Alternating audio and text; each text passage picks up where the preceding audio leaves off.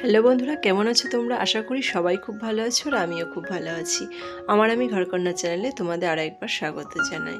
তা আজকে একটা সুন্দর ব্লগ নিয়ে তোমাদের কাছে চলে এসেছি। আশা করি এই ব্লগটা তোমাদের কাছে খুব ভালো লাগবে। তা আমার ব্লগে নিশ্চয়ই তোমরা দেখেছো আমি যে কুলগুলো, কাঁচা কুলগুলো রোদে দিচ্ছিলাম না, দেখিয়েছি তোমাদের। সেই কুলগুলো দেখো এরকমভাবে পেকে গেছে। তো ওই জন্য বোট ছাড়িয়ে রোদে দিলে আরও ভালো হতো। আমার আর ছাড়ানোর সময় হয়নি। আমি বোটগুলো ছাড়িয়ে জলে ফেলে দিয়েছি, ভালো করে ধুয়ে নিলাম, দিয়ে এরকমভাবে গেলে নিচ্ছি কুলগুলোকে। আর গালতে না ভীষণ ভালো লাগে। আমার যখন বিয়ে হয়নি ও বাড়িতে মা প্রচুর কুলের আচার করতো। আর আমি তো এবার হচ্ছে কম করেছি, কারণ কেন কেন বলো তো, বয়সের সঙ্গে মানুষের হজম শক্তিটাও কমে যায়। আমার না কুলের আচার খেলেই খুব গ্যাস হয়। ওই কারণে আমার ছেলে খাবে বলে আমি ওই অল্প করেই করেছি। দেখো, তার সঙ্গে আমার ছেলেও হাত লাগিয়েছিল এর না। কিছু কাঁচা পাক, মানে সব যে পেকেছে তা নয়, কিছু কাঁচাও ছিল। আমি দেখলাম করেই দিই, নাহলে কুলগুলো না নষ্ট হয়ে যাচ্ছে ওই কারণে। আর যেগুলো খুব শক্ত ছিল আমি একটু দু হাতে করে ছাড়িয়ে নিচ্ছিলাম। যাই হোক, হয়ে গেছে। দেখো কুলগুলো পুরো আমার কুলগুলো ছানা হয়ে গেছে। দিয়ে এবার একটু নুন হলুদ মাখাবো বলে আমি রান্নাঘর থেকে নুন আর হলুদের কৌটোটা নিয়ে এলাম। তো নুনটা মাখিয়ে নিলাম পরিমাণ মতো, আর একবারই নুনটা দিয়ে দিলাম। আচার করার সময় আর নুনের কোনো প্রয়োজন লাগবে না। দিয়ে নুনটা দিয়ে সকালে তো ছেনে নিলাম।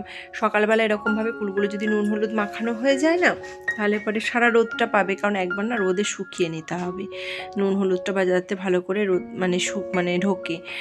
ওই কারণে আমি সকালবেলাতেই পরিষ্কার, বাসি কাপড়ে হবে না, কাপড় টাপড় ছেড়ে এই জিনিসটা করতে হয়। না হলে মারা বলে যে বাসি কাপড়ে কুলের কোনো জিনিস করলে পারে নষ্ট হয়ে যায়। দেখো আমি কী করলাম বলো তো, ওই ঝুড়িটা চাপা দিয়ে ওপরে ছাদে রোদে দিয়ে এসেছিলাম।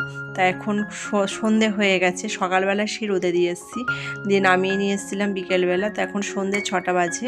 দেখো আমি আচারের জন্য ভাজা মশলা করছি, তোমাদের দেখাবো কুলগুলো কেমন শুকিয়ে গেছে, ভালো ঝনঝনে শুকিয়ে গেছে। আর রোদ তো প্রচুর ছিল। শুকনো লঙ্কা দিয়ে নিয়েছি, কারণ আমি একটু ঝাল পছন্দ করি, আমার ছেলেও একটু ঝাল খেতে ভালোবাসে। আর একটু দিয়ে দিচ্ছি দেখো মেথি, ভাজা মশলার জন্য শুকনো লঙ্কা, মেথি, আর দেবো হচ্ছে তোমার মৌরি। এই দেখো মৌরি দিয়ে নিলাম, দিয়ে এগুলো একটু ভালো করে ভেজে নেবো। শুকনো লঙ্কাটা আগে দিয়েছিলাম, কারণ লঙ্কাটা ভাজতে তো একটু সময় লাগে, ওই কারণে শুকনো লঙ্কাটা একটু আগে দিয়েছিলাম। দিয়ে ভালো করে ভেজে নিচ্ছি। দেখো, যাতে একটু গন্ধ বেরিয়ে যাবে। লঙ্কাগুলো বেশ লাল লাল হয়ে গেছে, আর মশলাগুলো আমার ভাজা হয়ে গেছে। দেখো কালারটা একটু অন্যরকম অন্যরকম চেঞ্জ হয়ে গেছে। তার মানে আমার ভাজাটা হয়ে গেছে, একটু লাল লাল ধরনের হয়ে গেছে, আর লঙ্কাগুলো একটু কালো কালো দেখো হয়ে গেছে। আর বেশি ভাজলে কি বলো তো, আর তেতো হয়ে যাবে, ওই কারণে এবার নামিয়ে নেব। আমি তো এরকমভাবেই আমার মায়ের কাছ থেকে শিখেছি। আর আমার শাশুড়ি মা এখানে এই বর্ধমান ডিস্ট্রিক্টে না কুল রস করে, সেটা সেই কি বলবো তোমার, গুড়ের মধ্যে না ঝোল ঝোল টাইপের থাকে, কেমন একটা কুল রস হয়, কোনো মশলা টশলা দেয় না। আর এটা হচ্ছে আমি কুলের আচার করছি। কুল রসটা আলাদা আমার শাশুড়ি মা করে, আমার না সেটা ঠিক খেতে ভালো লাগে না। আমার এই আচারটাই আমার খেতে ভালো লাগে, বেশ ঝাল ঝাল মিষ্টি মিষ্টি, ওই কারণে। আর কুল রসে না কোনো রকম লঙ্কা ফঙ্কা দেওয়া থাকে না, তো গুড়ের মধ্যেই কুলগুলো দিয়ে ফুটিয়ে রেখে দেয়। আর একটুখানি জাস্ট মশলা দিলেও হয়, না দিলেও হয়। ওটাকে কুল রস বলে, আর এটাকে কুলের আচার বলে। আমি ওদিকে গুড়টাকে একটু গরম করতে দিলাম, আর এদিকে মশলাগুলো শিলে পেস্ট করে নিচ্ছি। মিক্সার আর পারিনি, এইটুকুনি মশলার জন্য। আর কি বলো তো, শিলটাই আমি বেশি ব্যবহার করি। যদি না আমার শরীরটা খারাপ থাকে তবেই আমি মিক্সার পারি, আর যদি শরীর ভালো থাকে তাহলে আমি শিলটাই বেশি ব্যবহার করি, শিলে মশলাটাই আমি বেশি করি। আর শরীর যেদিন দেখি আর চলছে না, ভালো লাগছে না, সেই দিন কি মিক্সারটা পারি। মিক্সার আমি অতটা ব্যবহার করি না, অনেক মাংস টাংস হলে তবেই মিক্সারটা ব্যবহার করি। আর মশলা কটাকে কী বলো তো, আগে মেথি আর মৌরি কটাকে ভালো করে গুঁড়ো করে নিচ্ছি। তা এই দেখো, আর আমি ভাবছি এই যে এতগুলো লঙ্কা বাড়ছি, তা আমার তো হাত জ্বলে মনে হচ্ছে ছাড়কা রয়ে যাবে। তা কি বলো তো, হয়নি। লঙ্কা বেটানোর সঙ্গে সঙ্গে আমি সাবান দিয়ে হাত ধুয়ে নিয়ে একটুখানি সর্ষের তেল মাখিয়ে নিয়েছি, ওই কারণে হাতটা জ্বলেনি। তাও আমার হয়ে গেছে গুঁড়ো মশলা করা। এদিকে গুড়টাও আমার বেশ ভালোই পাক হয়ে গেছে, কারণ গুড়টা চাপিয়ে দিয়ে তো আমি মশলাটা পেস্ট করতে গেছিলাম। আর এই দেখো কুলগুলো দেখেছো কত সুন্দর ঝরঝরে হয়ে গেছে একদিনেই। রোদের কি তাপটা কম হলো, এখন প্রচুর তাপ, ওই কারণে আর ঝরঝরে করলে না কেমন একটা শুটকো শুটকো হয়ে যাবে। ওই কারণে আমি মাদের এরকমভাবেই করতে দেখেছি। আর গুড়ের যেহেতু পাক হয়ে গেছে, ওই কারণে কুলগুলো সব দিয়ে দিলাম। দিয়ে নাড়াচাড়া করব। আর আচার করতে বেশিক্ষণ সময় লাগে না, মানে খুব তাড়াতাড়ি হয়ে যায়। ছেলেকে পড়তে বসিয়ে কাজটা করতে আরম্ভ করেছি, না হলে তো বদমাইশি করবে, বারবার আসবে, কুলের আটি খেয়ে যাবে। আর দুধ খেয়েছে তো গ্যাস অম্বল হয়ে যাবে, ওই কারণে ওকে পড়তে বসেছি। পড়তে বসলে একটা কাজ দিয়ে গেলে সেই কাজটা যতক্ষণ না শেষ হবে ততক্ষণ দুটো আসবে না, তো তা করতে করতে কুলের আচার হয়ে যাবে। তো দেখো আমার হয়ে গেছে, দেখেছো কালারটা, গুড়ের কালারটা অন্যরকম চেঞ্জ হয়ে গেছে, আর বেশ আঠা আঠা ভাবও হয়ে গেছে, মানে আচারটা প্রায় হয়েই এসেছে। তা আমি নাড়তে হবে, না হলে কি বলো তো লেগে যাচ্ছে, ওই জন্য বারবার নাড়ছি।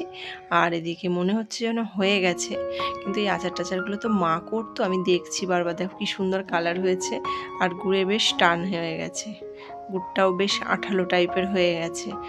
তা আমি নেড়ে যাচ্ছি, আমি দেখছি যে, তারপরে শুনেছি আগের দিন মানে এই আচারটা করে আমি একবারে বয়মে ভরবো না, কিন্তু থালাতেই ঢালবো। তার কারণ এই আচারটা প্রায় 1 বছর থাকবে। এই আচারটা যদি আমি সঙ্গে সঙ্গে মানে কড়াই থেকে নেমেই যদি বয়মে ভরে দিই না, তাহলে আচারটা ছাতা উঠে যাবে। আচারটা কড়াই থেকে আমি প্রথমে থালাতে ঢালবো, তারপরে প্রায় 4-5 দিন রোদ খাওয়াবো, তারপরে বয়মে দেবো। তারপর না হলে না সেই যদি রোদ খাওয়াই ভালো করে 4-5 দিন দিয়ে বয়মে যদি ভরি না, প্রায় 1 বছর আচারটা থাকবে, খুব ভালো থাকবে। যদি না বাসি কাপড় টাপড় মানে অছুচ অবস্থায় যদি না ধরা হয়, তাহলে আচারটা খুব ভালো থাকবে। দেখো যত মানে ইয়ে করছি, কালারটা দেখেছো কত সুন্দর চলে আসছে। ওই কারণে আর সন্ধ্যেবেলা তো আর রোদ কোথায় পাবো বলো, থালাতেই ঢেলে রাখবো, পরের দিন সকালবেলায় কাপড় ছেড়ে, বাসি কাপড় ছেড়ে আগে আচারটাকে রোদে দিয়ে আসবো, দিয়ে এরকম করে 4 দিন রোদে দেবো, দিয়ে বয়মে ভরে রাখবো। তোমরাও তাই করবে, নাহলে কিন্তু আচার নষ্ট হয়ে বেশি দিন থাকবে না। আর আচার তেঁতুল এইসব জিনিসগুলো না একটু নিয়ম মেনে চললে পারে অনেক দিন থাকে। এই দেখেছো কালার ফেড হয়ে গেছে, মানে অন্যরকম গুড়ের কালারটা চলে এসছে, আমার আচারটাও হয়ে গেছে, মশলাও দিয়ে দিয়েছি, ব্যাস। এবারে বললাম না আমি থালায় ঢালবো, দিয়ে 4-5 দিন রোদ খাওয়াবো, তারপর বয়মে ভরবো। না আমার এই জিনিসটা তো একবারে খাওয়ার জিনিস নয়, যখন মন হলো একটু করে খাবো, অনেক দিন থাকে, আমার তো 1 বছর থাকে। দেখেছো কি ভাল লাগছে দেখতে, মনে হচ্ছে খাই, কিন্তু রাতে খাবো না। রাতে খেলে কি হবে বলো তো, গ্যাস মানে অ্যাসিডিটি হয়ে যাবে, ওই কারণে রাতে আর খাবো না।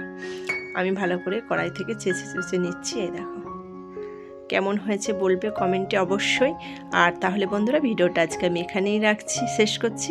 যদি আমার ভিডিওটা দেখে কিছু ভালো লেগে থাকে তাহলে একটা লাইক করে দিও। আর তোমরা সবাই সুস্থ থেকো, ভালো থেকো, সাবধানে থেকো। দেখা হচ্ছে আবার অন্য একটি ব্লগে, অন্য একটা দিনে। টাটা।